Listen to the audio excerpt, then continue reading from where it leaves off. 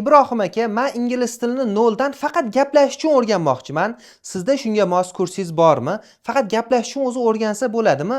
Anu bir xil grammatika qiyin qoidalarni o'tmasdan, yozib o'tirmasdan o'rgansa bo'ladimi desangiz, ha, meni 3 oylik gaplashish kursim bor. Yaqinda chiqqan.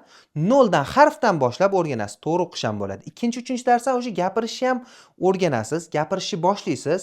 Shuning uchun shu kursimni olish uchun shu nomerga Telegram yoki WhatsAppdan gaplashish deb yozing. Bu 30 ta darslik 3 oylik kurs bo'ladi.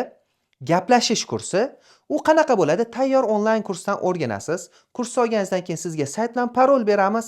Saytga kirib parol yozsangiz darslar chiqadi va birinchi darsdan ketma-ketida o'rganasiz. Yozib o'tirishingiz shart emas, faqat ko'rib o'rganasiz. To'g'ri o'qish ham bo'ladi aytganimdek. Qanaqa bo'ladi unda yozmasam desangiz, sizga lug'at beraman 20 ta 30 ta, har 3 ta 4 ta darsda. O'shani yodlaysiz va ular bilan mashq qilasiz, gaplashishni o'rganamiz. Gaplashishni, gapirishni o'rganganingizdan keyin eng kerakli va muhim bo'lgan inglizcha narsalarni gapira olasiz.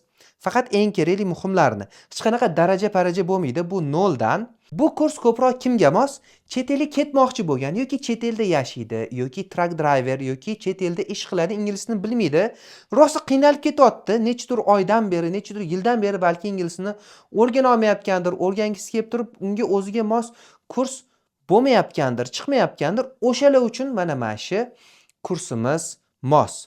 Shu kursdan o'rganing va xudo xohlasa 3 oyda ingliz tilida gapirib ketasiz. Misol uchun, men bu yoqqa borishni xohlayman. Mana bu narsa sizga kerakmi? Bu sizda bormi? Ha, menda bu bor. Mana shu hamma narsani o'rganasiz. Men ish qilgani ketyapman yoki men 5 kundan keyin kelaman. Men hozir 2 soatdan keyin boraman. Mana shunaqa narsalarni o'rganasiz. Mana shu hamma aytgan narsalarimni shu 3 oylik kurs gaplash kursida o'rganib olasiz. Shuning uchun olg'a 2026-yilda ingliz tilida gapirib keting.